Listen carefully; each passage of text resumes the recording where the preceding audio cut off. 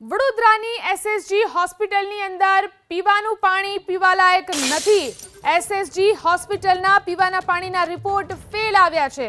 પાણીના report fail થતા hospital સત્તાધીશોની અંદર હડકંપ મચી ગયો છે। હોસ્પિટલ સત્તાધીશોએ તાત્કાલિક શુદ્ધ પાણીની વ્યવસ્થા કરી। 4 દિવસ પહેલા હોસ્પિટલમાંથી પાણીના સેમ્પલ લેવામાં આવ્યા હતા, જે ફેલ આવ્યા છે। એસએસજી હોસ્પિટલમાં પીવાના પાણીના રિપોર્ટ ફેલ આવ્યા છે, જેના કારણે અહીં હડકંપ મચી ગયો છે। પાણીના રિપોર્ટ ફેલ થતા હોસ્પિટલ સત્તાધીશોમાં હડકંપ।